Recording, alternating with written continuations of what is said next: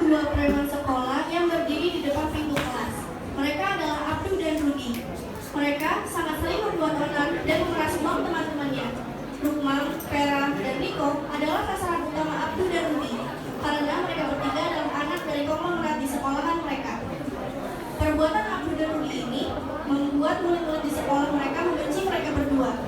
Abdu adalah seorang anak dari keluarga yang tidak mampu. Dia hanya tinggal bersama ibunya. Abdu yang liar tak terkontrol membuat ibunya sering sakit-sakitan. Walaupun begitu, ibunya tetap sabar. Ia selalu berdoa agar anaknya berubah menjadi anak yang baik dan soleh. Suatu hari, Abdu pulang sekolah bersama Rudi. Ia melihat banyak sekali orang-orang yang berkumpul di rumahnya. Setelah ia masuk ke dalam rumah, betapa kagetnya Abdu melihat seorang wanita tua tergeletak tak berdaya di depan dirinya. Abdu semakin histeris ketika mengetahui kalau wanita itu adalah ibunya. Sejak kematian ibunya, Abdu bertekad akan menjadi anak yang baik dan dapat berguna bagi semua orang. Lalu mereka pun meminta maaf kepada teman-temannya, tetapi mereka malah ingin membalas dendam, terutama Rukman, Riko, dan Vera. Tetapi di balik itu semua, ada seorang perempuan yang selalu menghibur mereka berdua. Suatu ketika, Abdu dan Rudi bertekad menjadi siswa terbaik sekabupaten dengan memiliki nilai UNAS terbaik. Ketika teman-temannya tahu, mereka tertawa terbahak-bahak hingga akhirnya, karena rajin belajar, Rudi dan Abdu menjadi siswa terbaik sekabupaten. Sedangkan Riko, Rukman, dan Vera hanya meratapi nasib mereka karena tidak lulus. Akhirnya, setelah Riko, Rukman, dan Vera merasa bersalah, mereka memutuskan untuk meminta maaf kepada Rudi dan Abdu, dan akhirnya mereka pun saling memaafkan.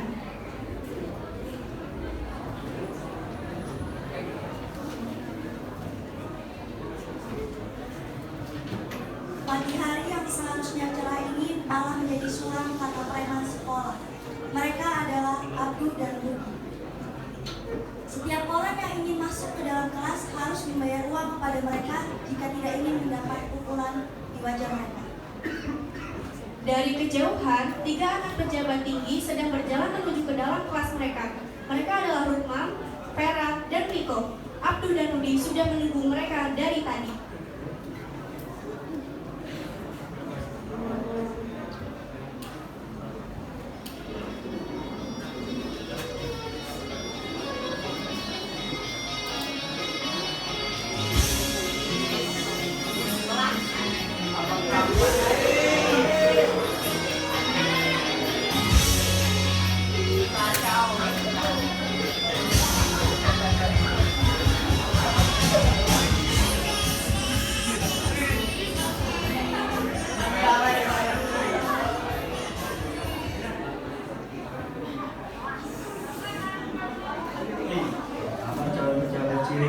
Buru-buru ya, santai aja kali, kita main-main aja dulu, bener gak? Bener banget, guys. Lagian belum masuk pas selama ini kan. Kalau mau sih kalau Apa-apaan nih? Ngapain lo berdua menghadang jalan kami? ya elah, pura-pura kagak tahu atau emang kagak tahu nih. Ini tuh daerah kita berdua. Lo semua sebagai pendatang harus bayar pajak kalau mau gue mampu. Aturan nenek lo. Asal lo tahu ya, ini sekolah mana ada pajak-pajak gak jelas kayak gitu. Emang ini sekolahan punya nenek moyang lo? Gua aja nih yang nyumbang banyak ini gak pernah tuh narik pajak kayak kalian. Lo berdua bocah ingusan, gak usah jadi sosokan deh. Apa? Bocah ingusan. Cih. Oke, jadi lu mau bayar apa enggak nih? Gue tanya sekali lagi ya. Bayar? Ogah banget. Mending gua buat jajan bakso 10 mangkok daripada bayar lo pada. Jadi gimana nih, Bos? Culun, lo jangan sobranin kita berdua ya. Ini tanah emang bukan tanah yang gue, tapi ini daerah kekuasaan gue. Ya nggak apa-apa sih kalau lo bertiga nggak mau bayar. Ini juga gak ada prinsip percobaan. Dengar tuh kata bos gue, yakin lo nggak mau bayar. Oke, deal, gue bayar. Asal lo lepasin kita bertiga.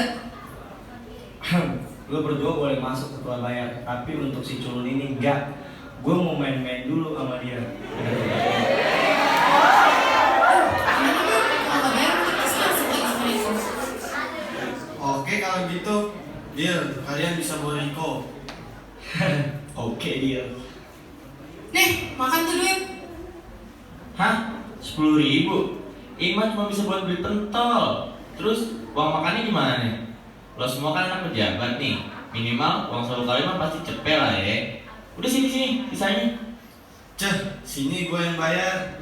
Asik, ini nih baru namanya duit Bray.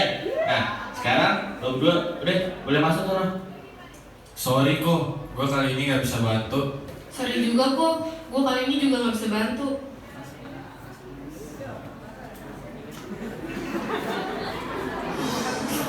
Aduh, nanti kita bayar sekolahnya.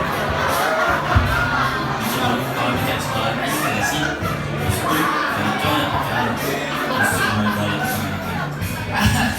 Pasti nanti bakalan heboh banget. Siap laksanakan bro. Tumben otak lo encer. Aduh, jangan deh Ruth. Nanti kalau gue pulang terus sakit gimana? Gue bisa dimarahin mami gue nanti. Ampunin gue aja deh, sorry banget ya. Gak ada kata ampun bagi lu culun.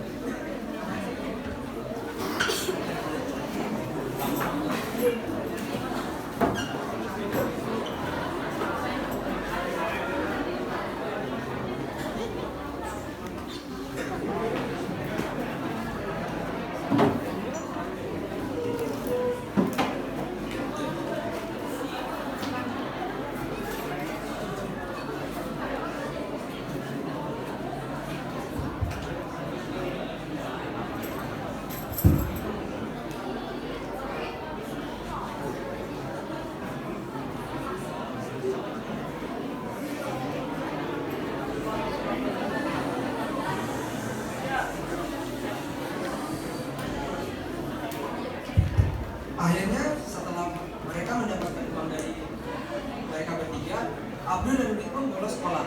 Mereka ke tempat disco dan memesan minuman keras. Tinggal mereka mabuk dan keesokan harinya mereka pun baru pulang ke rumah masing-masing.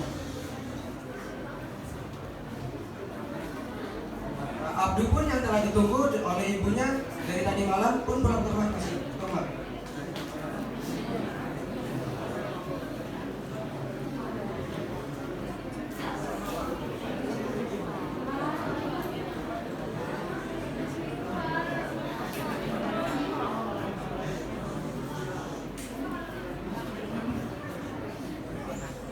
Dari mana aja kamu nak? Kenapa jam segini kamu baru pulang? Udah aku nggak usah dipikirkan lagi. Malas aku bahasnya. Ya udah, sekarang masuk dulu yuk. Kamu pasti lapar kan? Udah ibu siapin sarapan tuh, makanan kesukaan kamu. Aku masih kenyang. Sekarang aku cuma mau minta duit 500.000 doang kok. Mau keluar. Males banget di rumah nggak ada yang ibu yang kerjanya ngomel mulu. Dengan aku pergi sama temen-temen. Udah mana sini cepat uangnya? 500.000 katamu? Dari mana ibu dapat uang sebanyak itu, Abduh? Ibumu ini hanya seorang penjual jamu keliling, nak. Pokoknya aku nggak mau tahu. Sekarang aku mau uang 500.000. Cepet sini. Jangan banyak alasan. Ibu beneran nggak punya uang sebanyak itu, Abduh. Bohong. Ibu pasti menyembunyikan uang dari Abdul.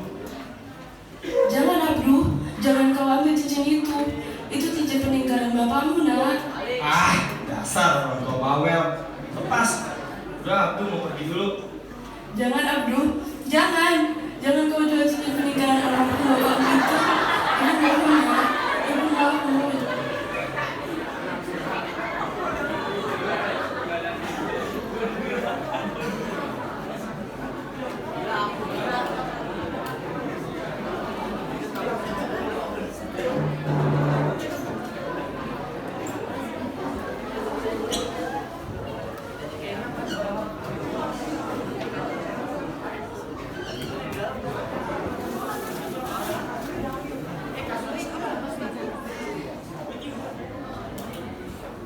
Abdul meninggalkan ibunya begitu saja. Layaknya ia tidak mengenal ibunya lagi. Kemudian Abdul pergi ke pasar untuk menjual cincin itu. Lalu Abdul menelpon Rudy.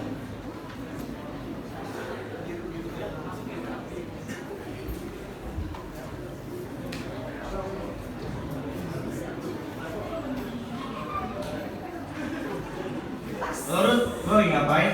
Halo, gue lagi tiduran doang sih. Bosen gak kerjaan? Bagus kalau begitu. Lo sekarang ikut gue ke diskotik, kita minum-minum sesuatu. Hah? Yang bener lo? Uang dari mana lo sampai bisa traktir gue? Udah lo jangan banyak bacot. Cepat keluar. Gue di depan rumah lo nih. Asik, meluncur lo Sabtu.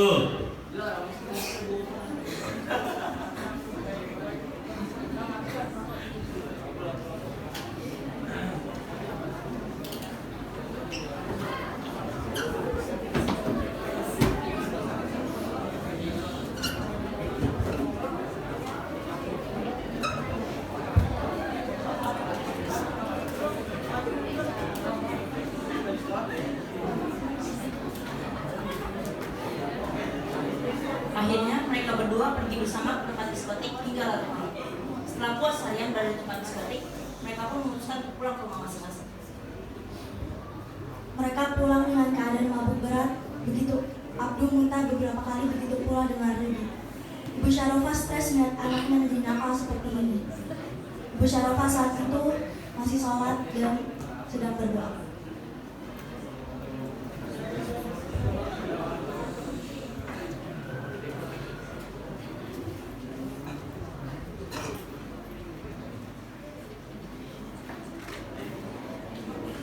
Ibu, ibu, kenapa pulang nih? Kenapa kamu mabuk-mabukan kayak gini? Kan pasti bawel. Anak pulang bukannya disambut dengan ceria, malah diomelin terus. Anak zaman sekarang tuh nggak ada yang dinasihatin sama orang tuanya. Gak kayak ibu, hobinya ngomel mulu. Bosen ibu. Astagfirullah. Nyebut nak, nyebut. Sekarang kamu mandi dulu sana. Sehabis itu ganti pakaian. Kalau udah jangan lupa sholat isya. Ibu udah lama nggak lihat kamu sholat. Tuh, ibu ini ngomel lagi. Saya bilangin ya bu, sekarang tuh dunia udah berubah, nggak butuh sholat lagi. Sholat tuh nggak bisa ada waktu doang. Makanya kita disini terus. Daripada dengerin ibu yang bawel terus, waktu dengan tidur aja. Astagfirullah, Abdul. Kenapa kamu bisa berubah kayak begini, nak? Hati-hati kalau jalan. Sini biar ibu bantu kamu masuk ke kamar. Gak sosok peduli dah kalau Abdul. Abdul bisa jalan sendiri, Abdul gak perlu dibantuin sama orang miskin kayak ibu.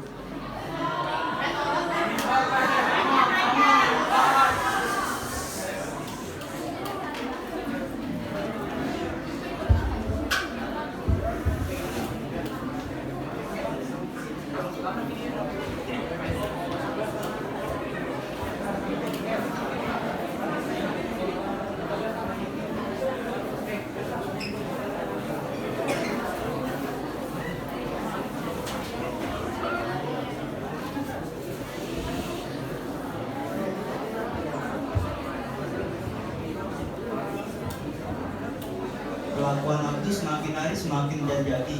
Ia tidak hanya berani membawa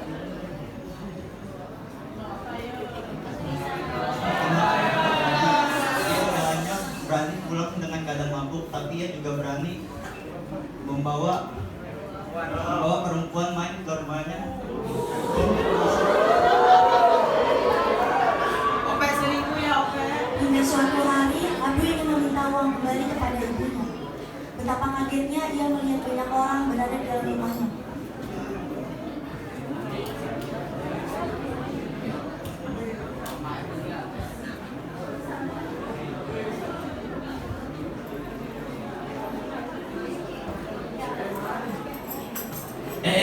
Apaan tuh? Jadi malah banyak orang. Masa orang-orang lagi demo gara-gara ibu lo gak bisa bayar cicilan? Naura aja lo, mungkin lagi ada arisan ibu-ibu kali. Hei, ini kesempatan bagus. Gue bisa minta uang lebih dari ibu gue. Kalau begitu ayo cepetan, kita sana.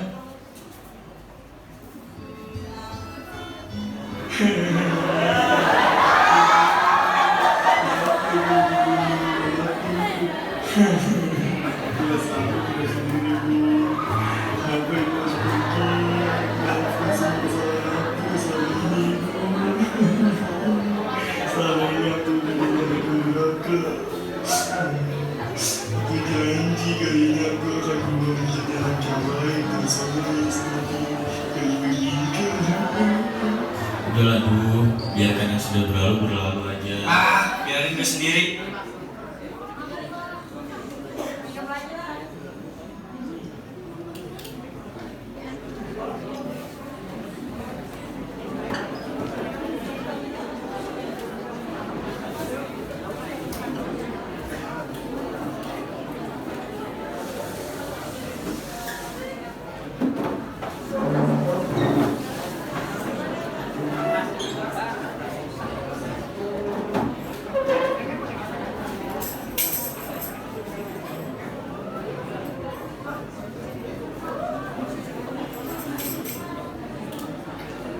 Sejak saat itu, Abdu dan Rudi berubah total. Ia tidak pernah lagi membuat onar di sekolahnya. Mereka berdua berubah menjadi anak yang sangat pendiam dan rajin belajar. Seluruh teman mereka begitu pandai. Mengapa Abdu dan Rudi bisa berubah? Tetapi banyak dari teman mereka yang tidak menyukai hal ini dan memanfaatkan hal ini untuk balas dendam, terutama Rukmam, Vera, dan Riko.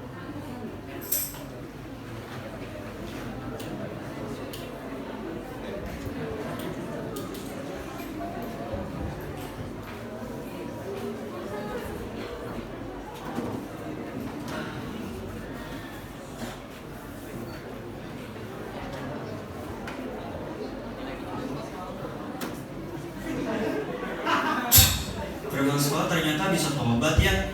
Apalagi preman kayak lo berdua. Angin dari mana nih yang bikin lo berdua tobat kayak gini? Paling juga besok mereka jadi preman lagi. Sosok ganas. Tapi yakin deh, gue gak bakal takut sama lo berdua. Shit, lo berdua mau berubah. Jangan ngaco deh lo pada. Gue gak akan percaya sampai kapanpun kalau lo berdua berubah jadi baik. Kalian ini gimana sih? Mereka ini mau berubah, malah diolok-olok kayak gini. Orang yang niatnya baik itu harusnya didukung dong. Jangan malah diolok-olok kayak gini. Syukur-syukur kalau mereka nggak balik lagi kayak dulu. Najis deh. Lo tuh jadi cewek jangan munafik deh. Lo sebenarnya juga punya dendam pribadi kan? Gak usah ditutup-tutupin kayak gini. Munafik lo. Udah Lir, mereka memang pantas kok ngolok-ngolok gua. Memang gua salah kok. Makanya di sini gua mau minta maaf sama kalian bertiga atas semua yang udah gua lakuin ke kalian. Tapi Duh, Abdu benar. Gue juga mau minta maaf sama kalian semua. Kalian mau kan maafin kita berdua? Kita nggak mau ada permusuhan lagi di antara kita. Gue maafin kalian. Jangan mimpi deh. Gue aja yang dulu minta maaf sambil berlutut malah lo kerjain habis-habisan. Sekarang lo berdua malah minta maaf sama gue tanpa rasa salah apapun. Enak banget mulut lo. Benar tuh kok, gue juga males banget maafin mereka. Balikin dulu uang gue, baru lo minta maaf di depan gue sambil sujud. Mungkin gue bisa maafin lo berdua. Bener lah, gue juga gak rela maafin mereka. Balas dulu, baru kita maafin. Udah, kita cabut aja yuk. Ngapain juga kita ngurusin masalah mereka berdua. Kayak orang kurang kerjaan aja. Galak, tanteng aja yuk, lapar gue. Ayo ah. Baiklah, kenapa lo malah belain gue waktu mereka bertiga mina gue? Iya, kenapa lo nggak kalau kita berdua aja? Padahal kalau lo mau, kita nggak akan balas juga kok. Silahkan aja.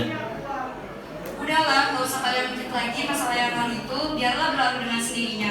Lagi pula aku udah gak dendam lagi kok sama kalian berdua. Malahan, aku juga ikut senang kalau kalian bisa berubah seperti ini. Lo emang cewek yang baik ya, Ren? Jangan gitu dong.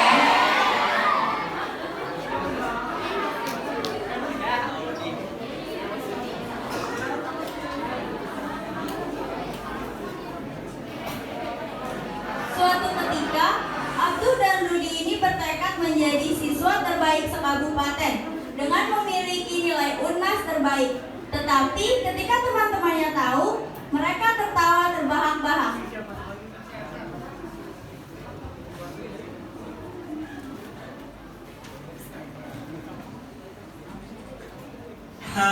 Jadi lo berdua bertekad mau jadi yang terbaik sekabupaten. Jangan bermimpi deh. Gua aja nih ya, anak terpandai satu sekolah gak pernah mimpi kayak begitu. Karena itu suatu hal yang gak mungkin. Lo berdua kan bodohnya minta ampun. Jangan berharap deh. Gue aja yang belajar tiap hari, gak yakin bisa jadi yang terbaik. Lo yang masih cupu begitu mau jadi yang terbaik, minimal sadar diri lah dek. Kita anak pejabat aja setiap hari ngasih di beberapa LBB aja nggak yakin masuk 5 besar sekabupaten. Oh, yang bego berpangkat mau jadi yang terbaik, paling-paling lulus aja masih kemungkinan. Emang kita dari golongan anak yang gak mampu, tapi ingat kesempatan itu datang untuk siapapun. Kalau emang lo bisa, kenapa kita nggak bisa? Ya bisa dong. Kita kan sama-sama makan nasi, masa nggak bisa sih? Oke, kalau begitu kita bertarung siapa yang akan menjadi yang terbaik. Oke, gue terima tantangan lo bertiga.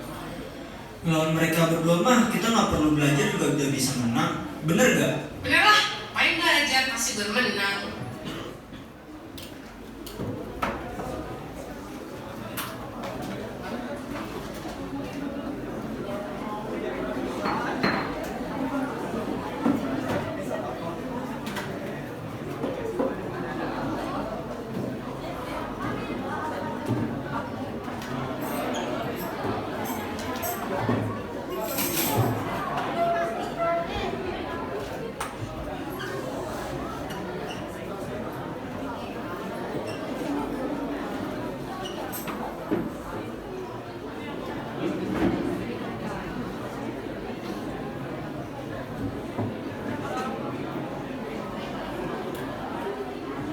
Untuk memenangkan pertarungan ini, Abdul dan Rudi menjadi siswa terbaik sekabupaten.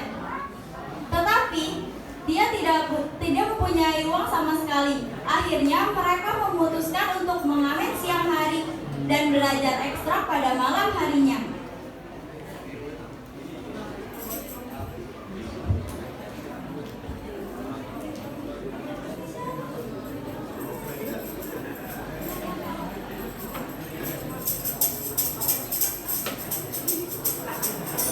Ku yang dulu bukan yang sekarang. Panas banget tuh, gue gak kuat lagi nih. Tahan Rud, demi mendapatkan kemenangan. Aduh, bener juga. Oke deh, semangat. Ku yang dulu bukanlah yang sekarang. Hah? Ternyata memang benar. Tidak perlu repot-repot belajar melawan kalian berdua. Yalah, kasih yang segini aja mau les. Lu bro malah ngambil di tengah jalan. Gak tau malu loh. Ini gue punya uang 100.000 buat kalian. Gratis kok, mumpung kita lagi baik. Cih, haha, makan tuh ludah gue. Mampus lu.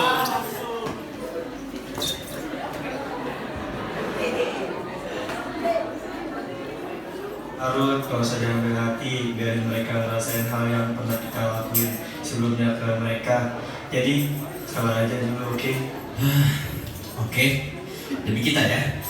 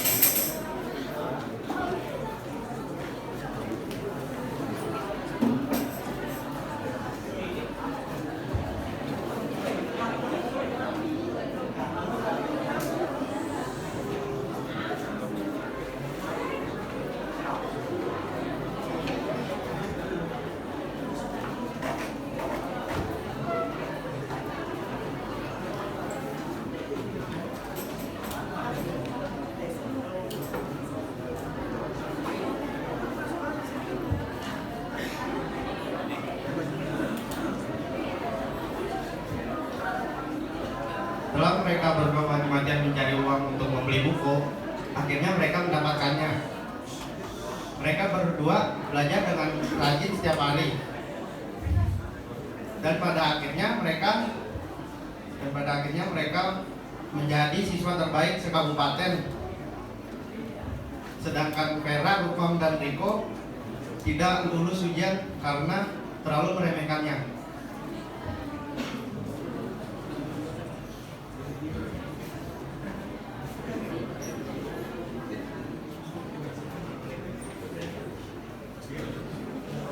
Wah, selamat ya Bu, selamat juga ya Ruth. Selamat, kalian telah terpilih menjadi siswa terbaik sekabupaten. Sama-sama ya Lin, gue juga mau ngucapin terima kasih buat lo yang mau nemenin kita belajar selama ini. Iya Lir, kalau misalnya kita nggak punya teman kayak lo, mungkin kita nggak bisa jadi yang terbaik kayak gini. Allah, jangan terlalu berlebihan. Kayaknya juga teman harus saling tolong-menolong. Lil, ngomong-ngomong, lo tau gak gimana Riko, Vera, sama Rupam? Kayaknya sih tadi ada di kelas. Mereka kayaknya sedih banget deh setelah tahu mereka nggak lulus. Syukurin, biar tau rasa bocah-bocah tengnya itu. Gimana kalau kita ke mereka aja? Kita hibur mereka, kasihan mereka.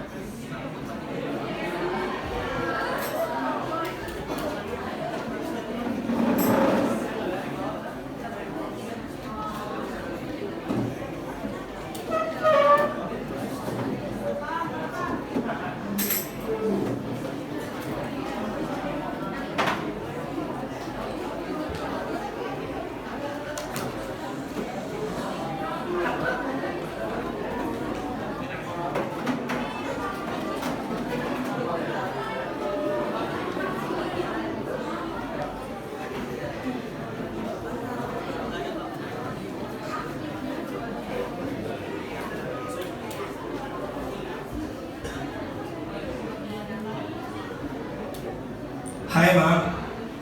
Ngapain lo bertiga datang ke sini? Lo mau pamer karena udah jadi pemenang pertarungan kita, atau mau ngolok kami karena nggak lulus ujian nasional? Enggak kok, gue datang ke sini cuma mau ngajakin lo makan di kantin. Habisnya dari tadi muka lo murung terus sih. Duh, hati lo baik banget sih. Sorry ya buat kesalahan gue ke lo sama Rudy. Gue khilaf, Duh. Lo mau maafin gue kan? Gue juga mau minta maaf sama lo, Duh. Sama lo juga, Ruth. Lo berdua mau kan maafin gue? Sorry ya, Duh. Gue juga udah nuduh lo yang enggak. Gue juga mau minta maaf atas semua salah gue kalau Kita berdua mau kok maafin kalian bertiga. Kita juga mau minta maaf ya buat masalah yang dulu. iya, kita udah maafin kok. Kalau gitu, untuk perayaan hari ini, kita pergi ke kantin. Biar gue yang traktir. Ayo. Akhirnya mereka hidup dengan rukun. Walaupun sebelumnya ada pertentangan di antara mereka. Kita dari Nespat ingin memperkenalkan tim di belakang layar. Ada stage manager, tim dekorasi, silakan masuk. Tata cahaya, tata musik, semuanya, tata rias juga. Sekian drama dari Nespat, kita putar.